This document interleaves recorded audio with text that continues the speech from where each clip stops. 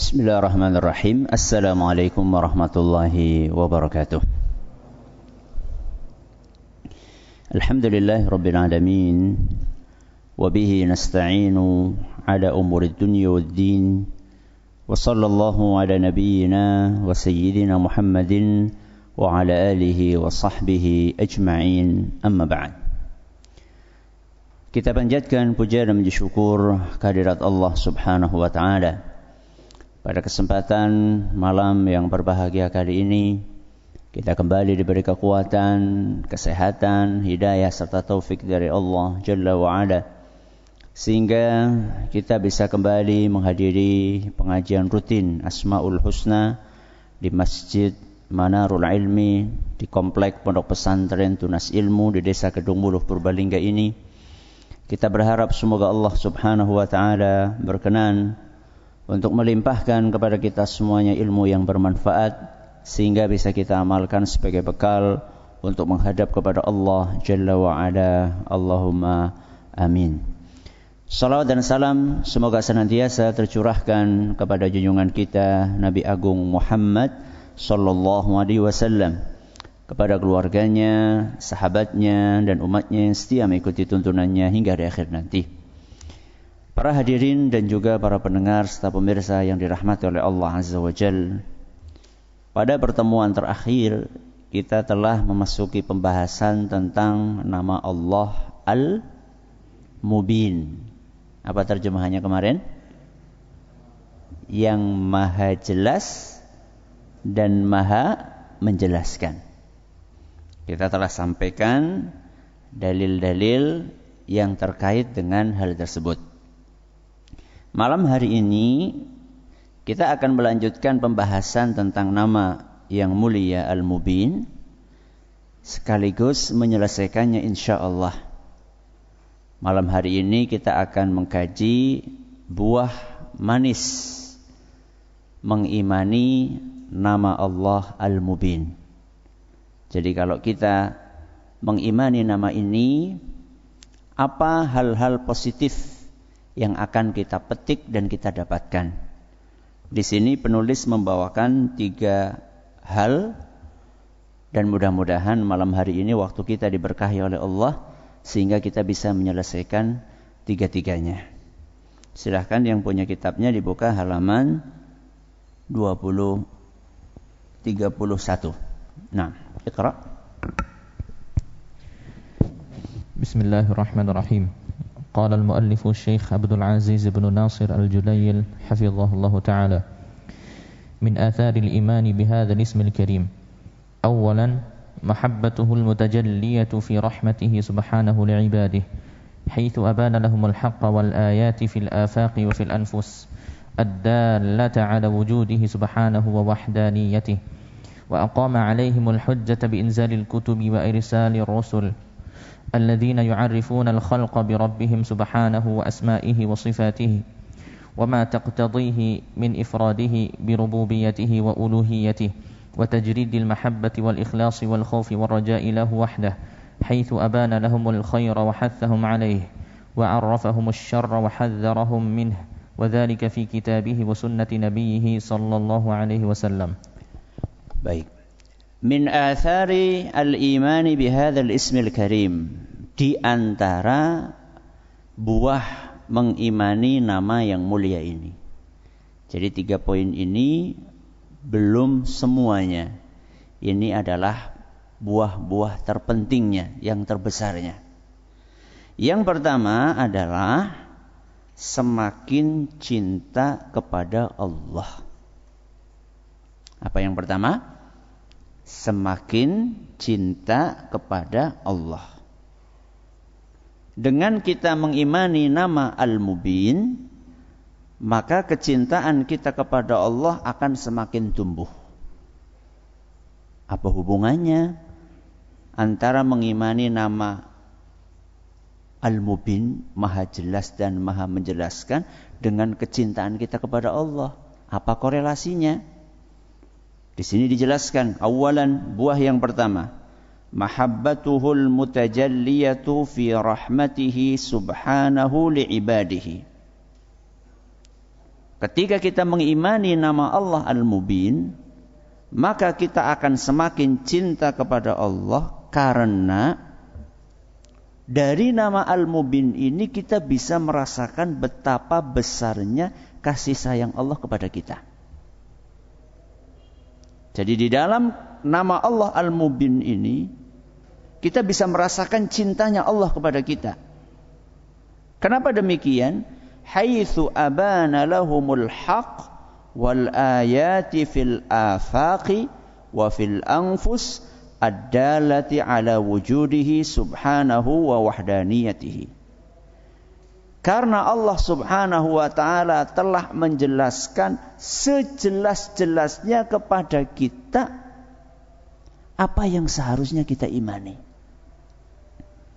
Jadi Allah subhanahu wa ta'ala itu telah menjelaskan kepada kita, satu, lewat ayat-ayat kauniyah. Apa yang pertama? Ayat-ayat kauniyah. Apa itu ayat-ayat kauniyah? Ayat-ayat kauniyah itu adalah alam semesta. Kenapa kita bisa tumbuh cinta kita kepada Allah? Karena Allah subhanahu wa ta'ala telah menjelaskan apa yang seharusnya kita lakukan, apa yang seharusnya kita imani, apa yang seharusnya kita yakini, satu melalui ayat-ayat kauniyahnya. Dan alam semesta ini bisa kita lihat, bisa kita dengar, bisa kita rasakan. Bahkan di dalam diri kita, Allah subhanahu wa ta'ala telah menunjukkan betapa besar dan kuasanya Dia.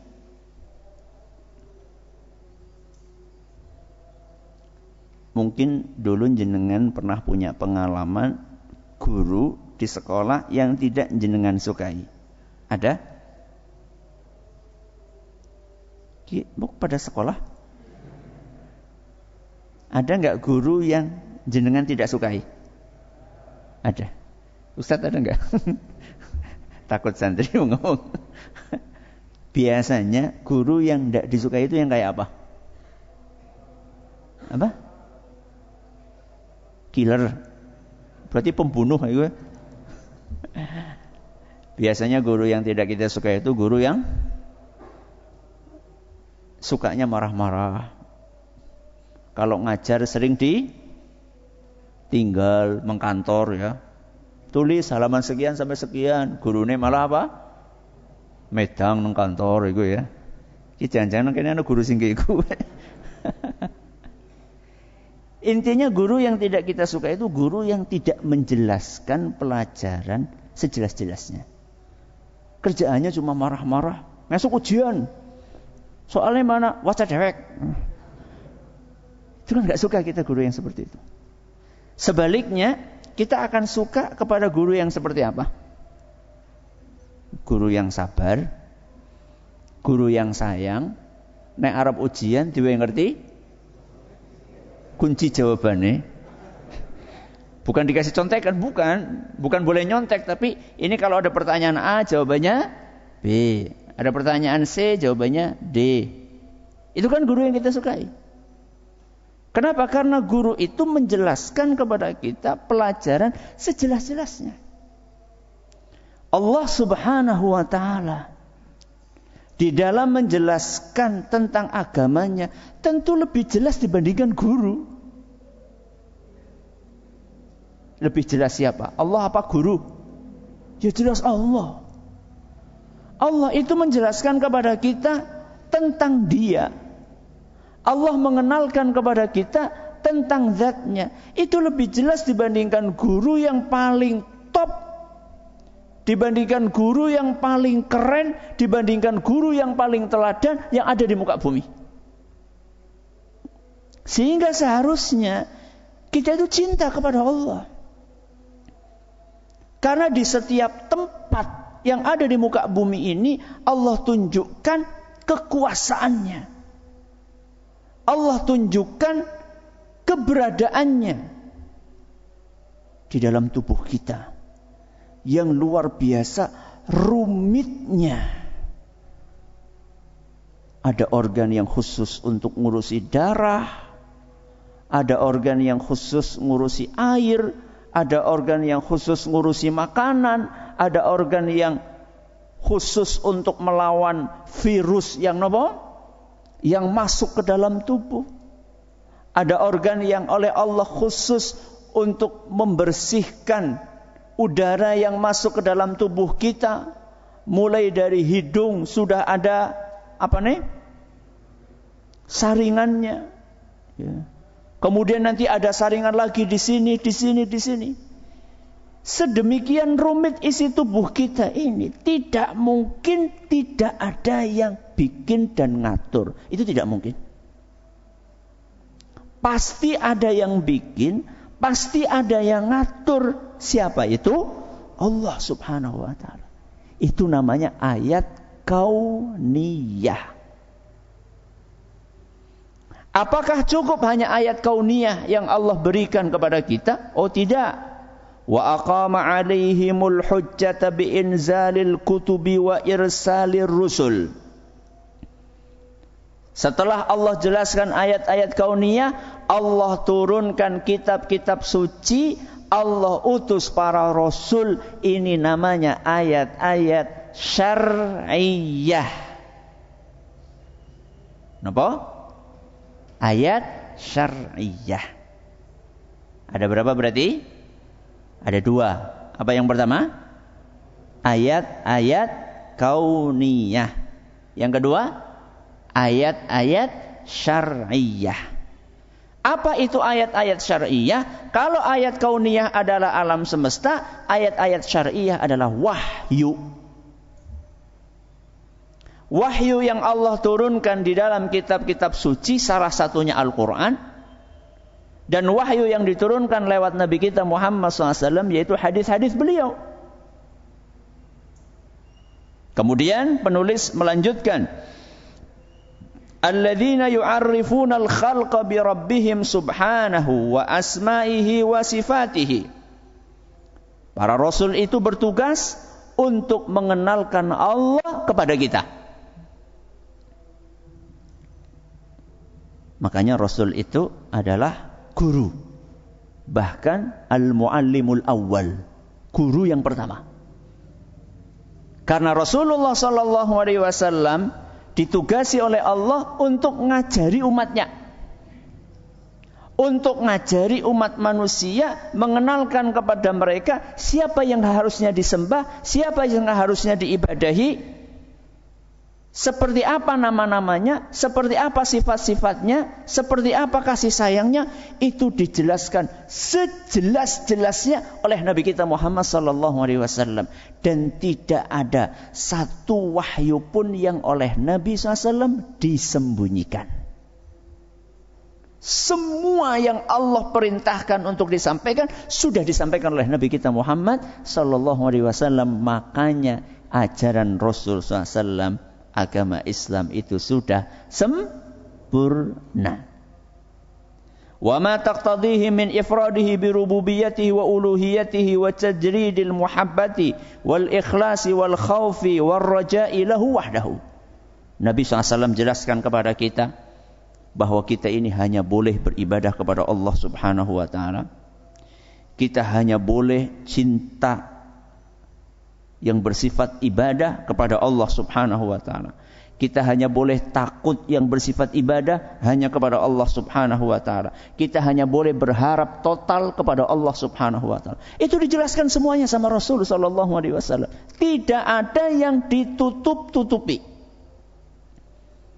Sehingga kalau ada orang menganggap suatu amalan atau suatu ibadah, dia pikir itu ibadah, tapi enggak dijelaskan sama Rasulullah SAW, maka bisa dipastikan itu bukan ibadah.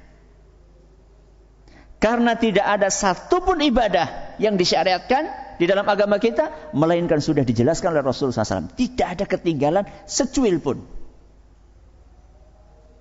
Dan Nabi SAW ketika menjelaskan kepada kita, itu dimotivasi sama Nabi SAW. Motivasinya bisa bersifat duniawi, bisa bersifat ukhrawi. Misal silaturahim, dimotivasi oleh Nabi SAW. Man ahabba an yubsata lahu fi rizqihi wa yunsa'alahu fi atharihi falyasil rahimahu. Barang siapa yang pengen dipanjangkan umurnya, diluaskan rizkinya, hendaklah dia bersilaturahim. Itu motivasi namanya. Ada sebagian orang kalau dikasih motivasi akhirat itu kurang ngeklik. Contoh misalnya ya, hadirilah kajian tabligh akbar jam sekian sampai sekian di masjid anu. Insya Allah yang datang paling awal dijanjikan surga. Insya Allah. Surga itu urusan dunia atau akhirat? Akhirat. Bandingkan pengumuman ini dengan pengumuman yang satunya. Hadiri tabligh akbar dengan pemateri fulan, masjid anu, jam anu. Yang hadir 1 jam sebelum dimulainya kajian akan dikasih beras 1 kintal.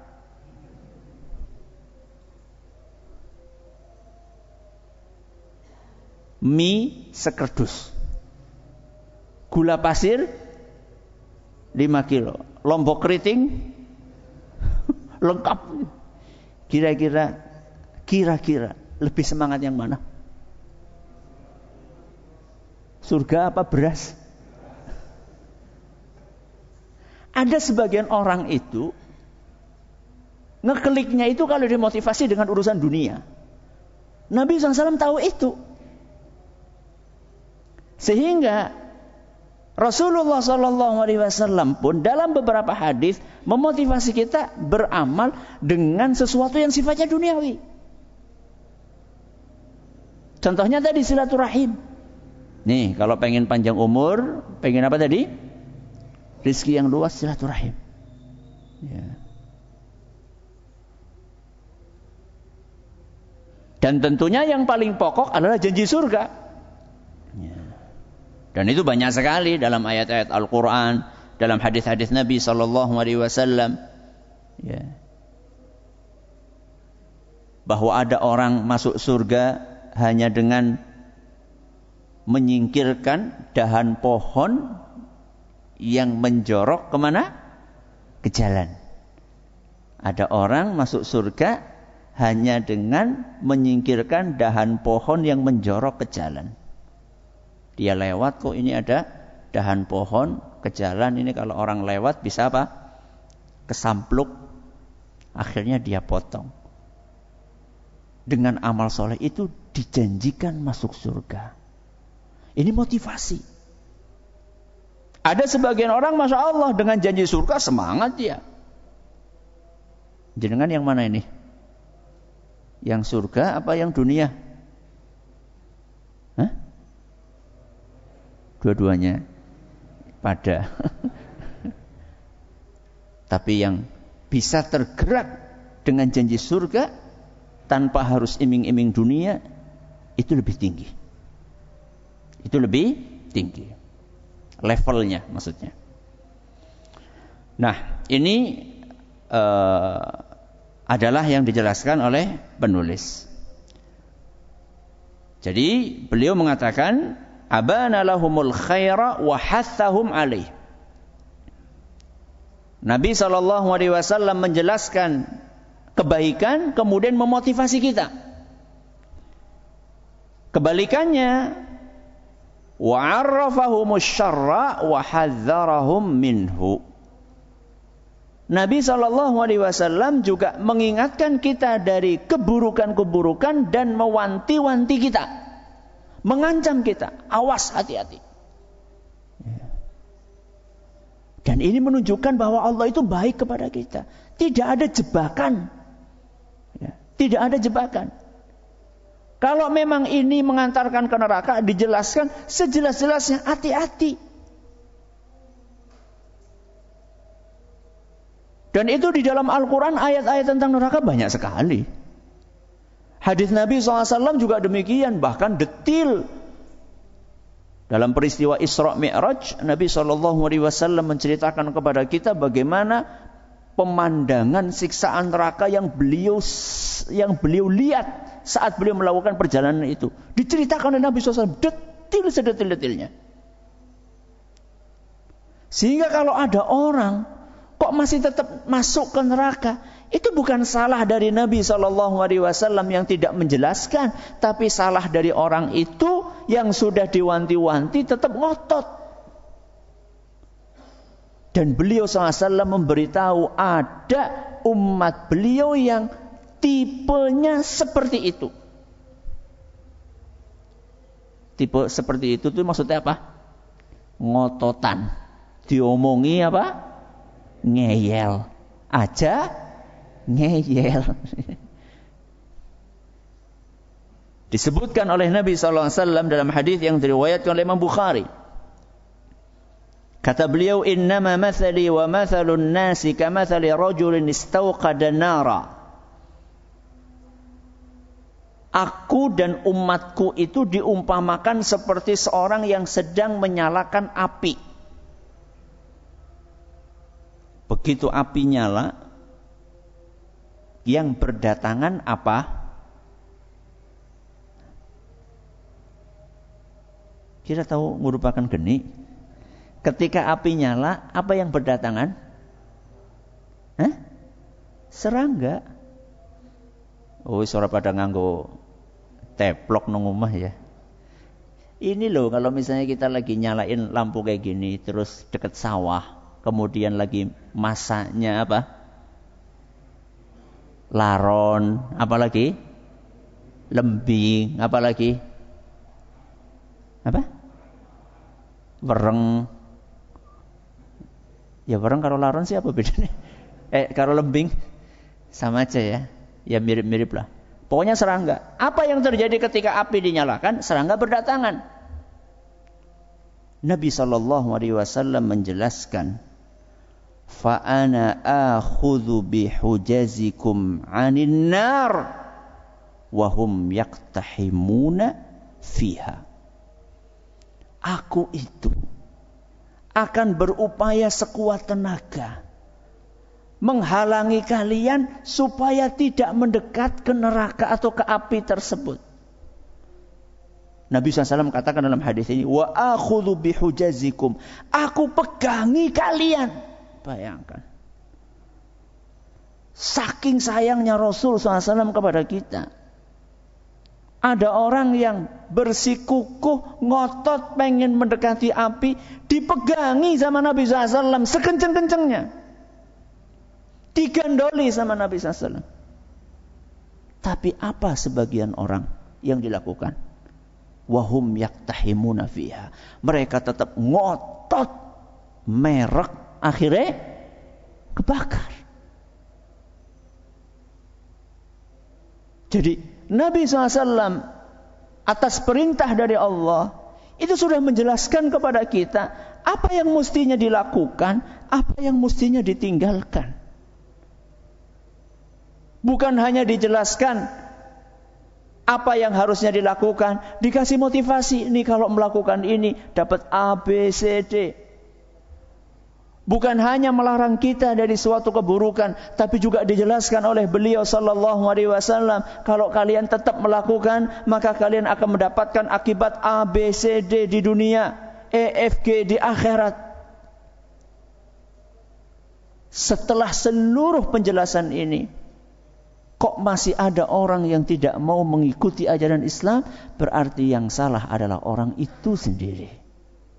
Ini adalah buah yang pertama. Apa? Yang pertama, semakin cinta kepada Allah. Yang kedua, Iqra. Thaniyan, qiyamul hujjati 'ala al-khalqi bihadha al-bayan ma'a ma qama fi al-'uqul wal fitar min al-ayat al-bayyinat ad-dallati 'ala wahdaniyatihi subhanahu wa tafarrudihi bil khalqi wal amr. ولكن من رحمته سبحانه أنه لا يعذب عباده بحجة العقل والفطرة وإنما بعد إرسال الرسل وبيانهم للناس.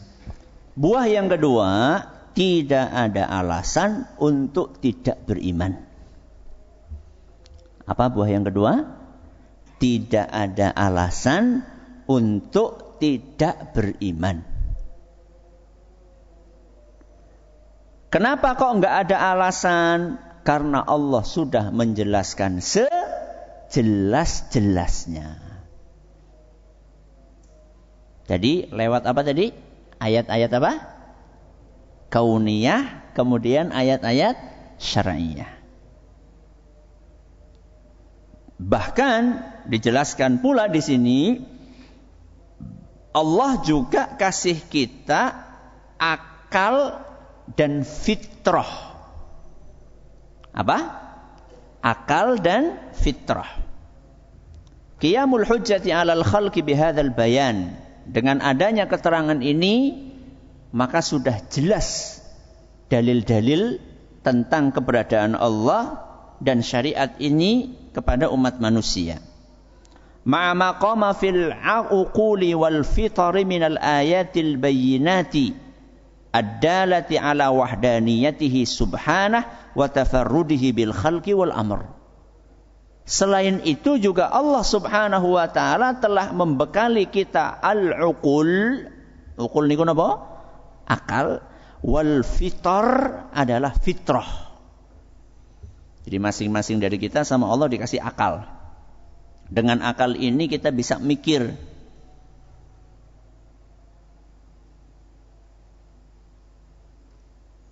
Imam Abu Hanifah itu salah seorang ulama yang terkenal keren dalam masalah logika. Dalam masalah apa? Logika.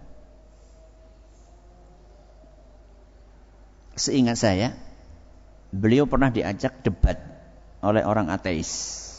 Oleh orang ateis. Apa itu orang ateis? Orang yang tidak percaya adanya Tuhan. Jadi orang ini nggak percaya kalau di alam semesta ada Tuhan. Ada yang ngatur alam semesta ini. Dia nggak percaya. Maka beliau sebelum debat cerita. Sebelum debat cerita. Seingat saya Imam Abu Hanifah atau yang lainnya. Beliau cerita kepada si ateis tadi. Maaf tadi saya telat. Loh kenapa telat? Tadi saya kagum, merasa heran. Lewat sungai yang cukup panjang, cukup lebar sungai itu. Kemudian ada kapal. Ada apa? Kapal, ada perahu. Perahu itu berangkat dari tepi sebelah utara. Kemudian masukkan barang bawaan, ada sayur, ada apa biasanya? Numpak kapal apa biasanya? Oh, bis. Urung ada bis. Zaman Imam Abu Hanifah.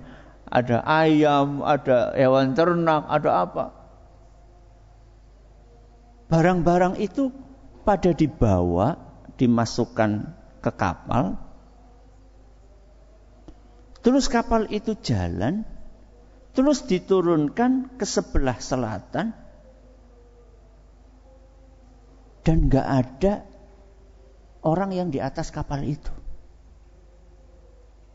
Jadi kangkungnya munggah dewek, ayamnya melompat dewek, wedhuse apa jenenge?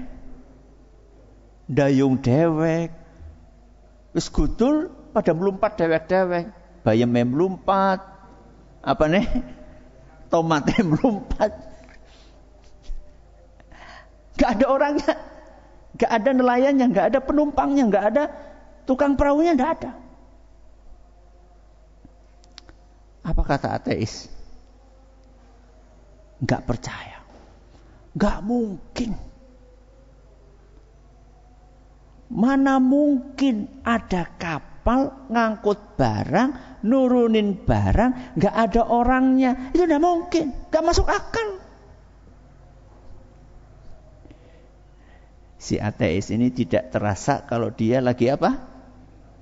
Lagi terjebak. Terjebaknya di mana?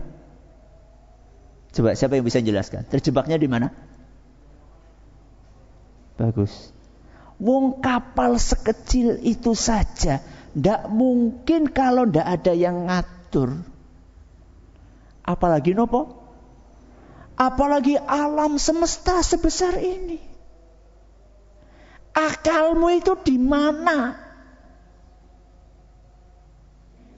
Jadi Allah Subhanahu wa taala kasih kita akal itu bukan untuk ngakali syariat. Allah kasih kita akal itu bukan untuk menolak perintah Allah. Allah kasih kita akal ini untuk merenungi betapa kuasanya Allah Subhanahu wa taala. Satu, kita dikasih akal. Dua, dikasih fitrah. Apa itu fitrah? Fitrah itu adalah modal bawaan setiap manusia yang Allah tanamkan di dalam dirinya. Kullu mauludin yuladu alal fitrah. Setiap manusia lahir dalam keadaan fitrah. Fitrah itu dijelaskan oleh Allah dalam surat Al-A'raf ayat 172. Surat apa? Al-A'raf ayat 172. Apa itu modal yang telah Allah berikan kepada manusia? Wa idh akhadha rabbuka min bani adama min dhuhurihim dhurriyyatahum wa ashhadahum ala anfusikum alastu bi rabbikum qalu bala. Ingatlah ketika Allah Subhanahu wa taala mengeluarkan anak keturunan Nabi Adam. Sinten? Siapa anak keturunan Nabi Adam? Qabil Habil? Ya kita semuanya.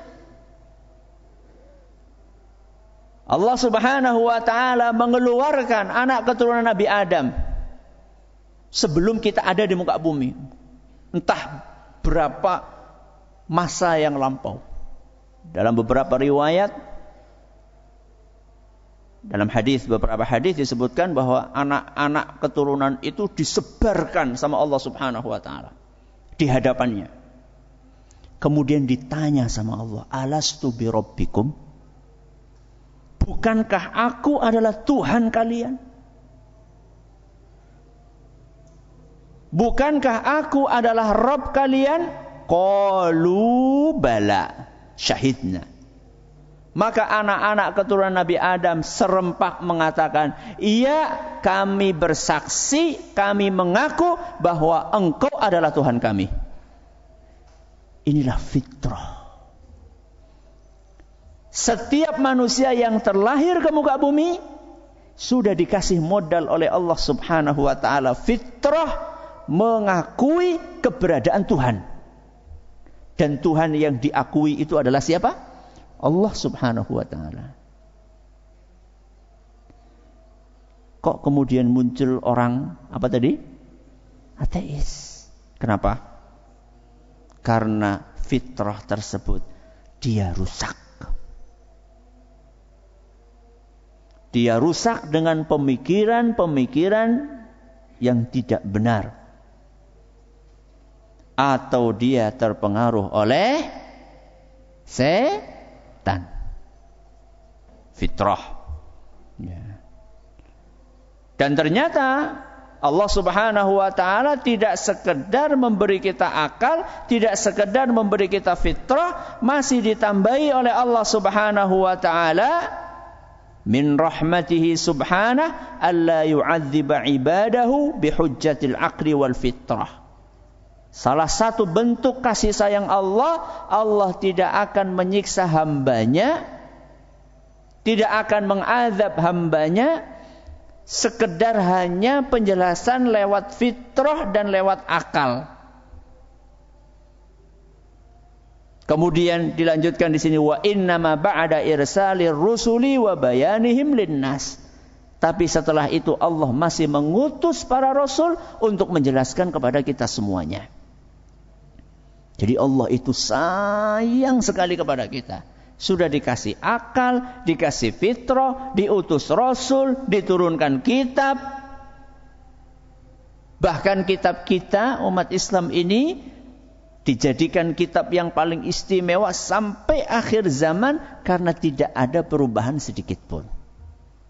Dah, ini adalah buah yang kedua. Yang ketiga, Iqra.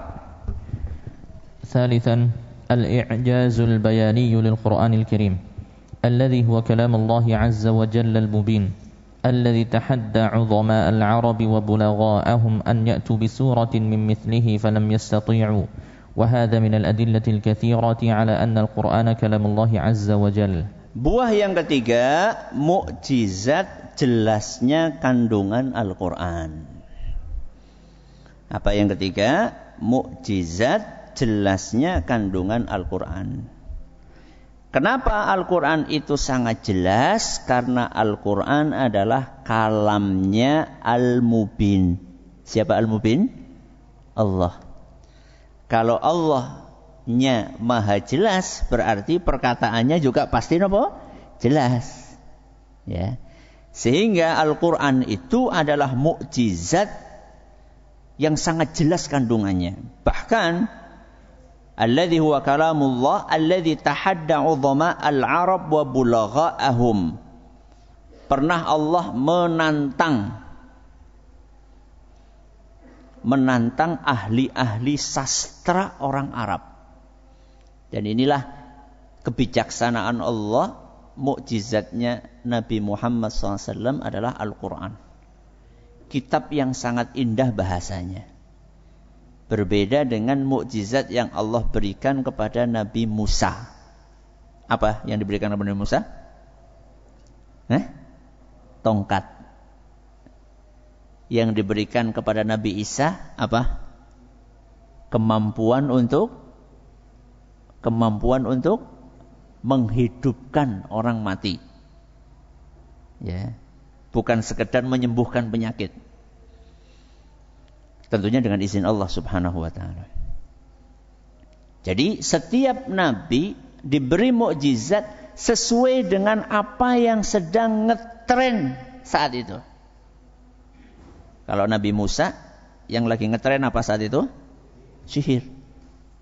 Makanya perlu ada sesuatu yang bisa memberangus sihir. Maka dikasih apa? Tongkat. Yang ngetren di zaman Nabi Muhammad SAW saat itu apa? Syair. Sastra. Orang-orang Arab itu kalau sudah berpuisi, kalau sudah bersastra, luar biasa indahnya. Allah turunkan Al-Quran. Kemudian Allah tantang orang-orang Arab saat itu untuk bikin seperti Al-Quran. Allah sampaikan, Qul la in istama'atil insu wal jinnu ala an ya'tu bimithli hadzal Qur'an. Seandainya seluruh jin dan manusia mereka bekerja sama untuk mendatangkan seperti Al-Quran ini, la ya'tuna bimithlihi.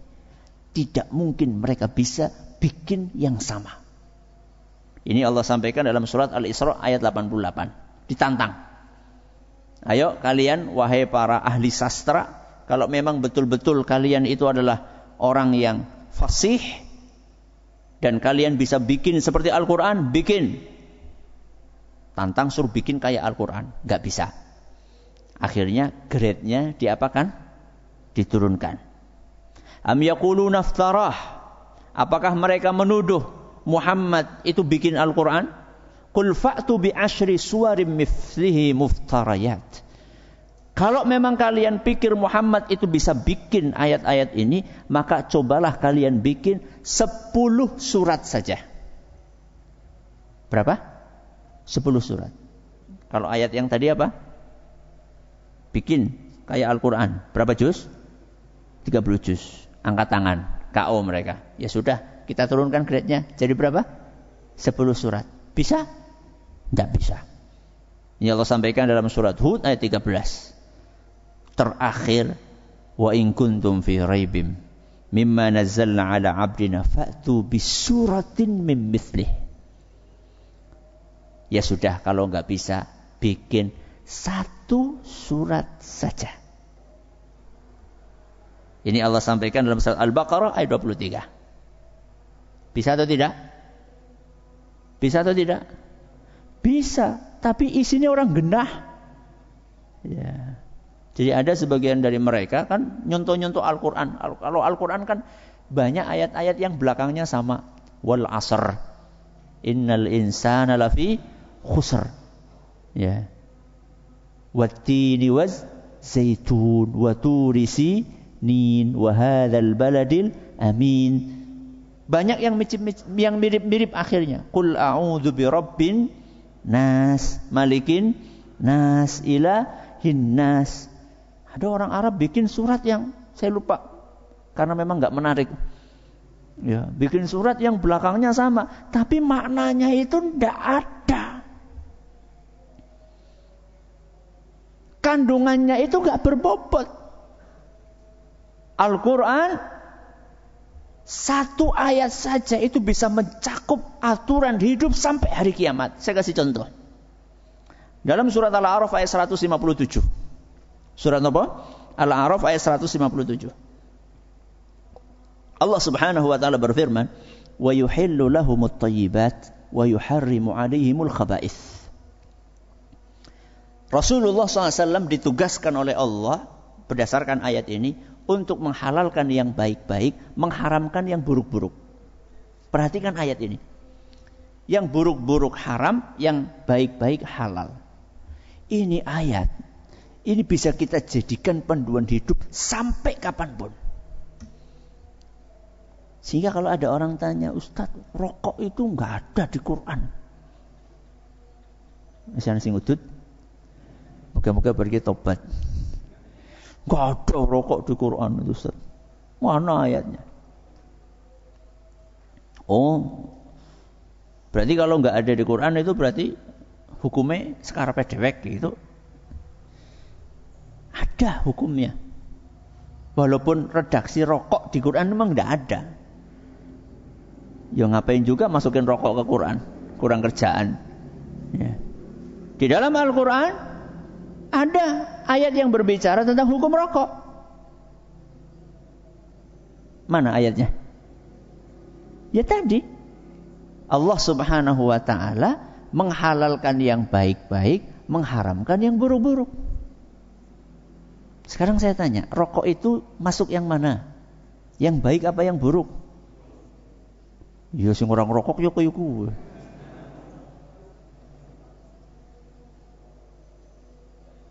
Baik. Biasanya kalau kita mau melakukan aktivitas yang baik-baik itu bismillah di situ. Betul? Masuk masjid baca apa? Bismillah. Mau makan baca apa? Bismillah. Jajal siapa sing ngarep ngerokok maca bismillah? Lang kawarana. Ana wong ces. Bismillah. Ranana. Oh berarti engkau pergi bismillah Ustaz. Oh ora kaya gue.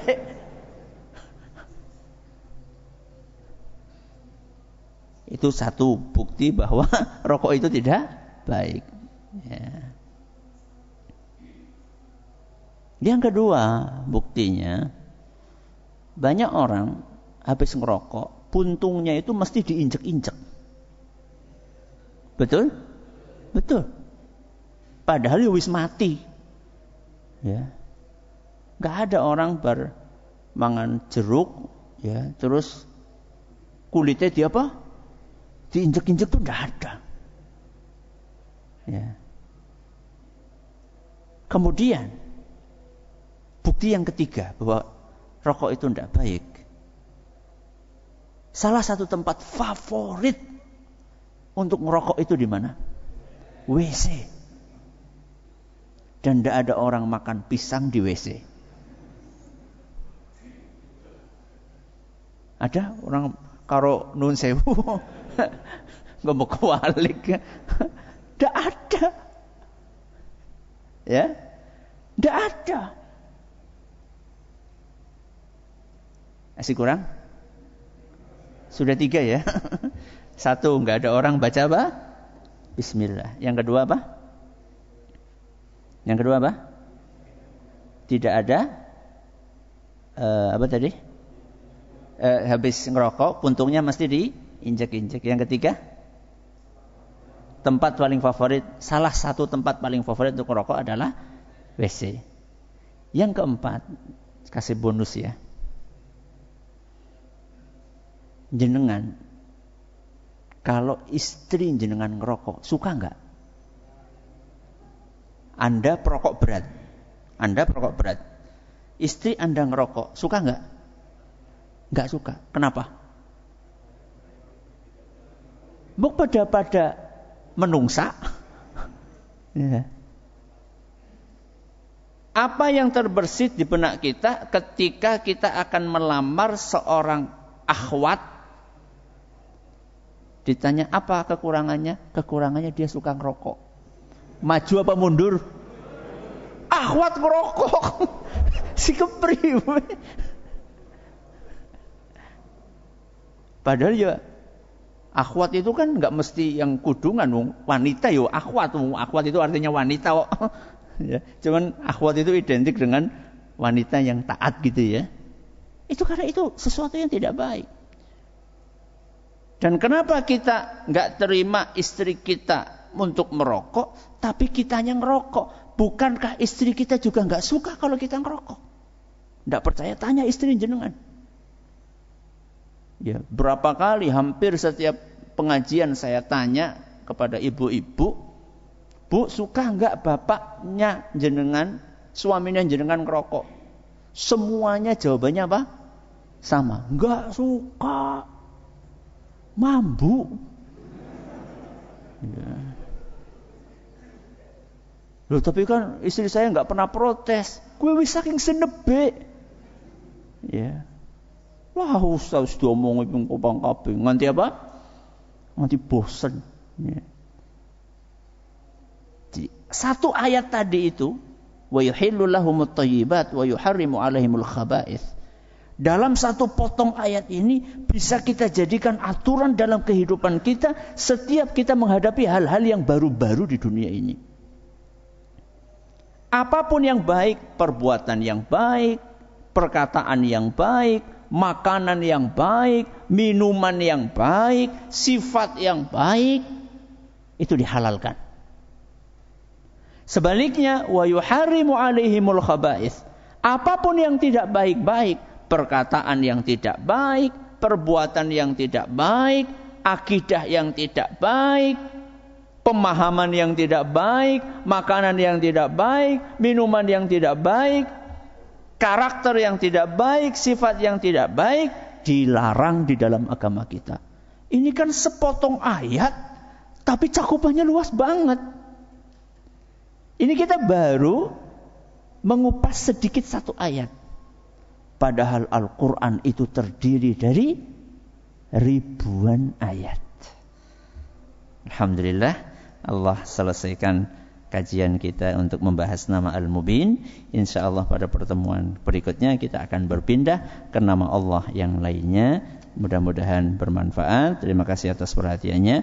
Mohon atas segala kekurangannya kita akhir dengan doa kafaratul majlis. Subhanakallahumma bihamdika asyhadu an la ilaha illa anta astaghfiruka wa atubu ilaik. Assalamualaikum warahmatullahi wabarakatuh.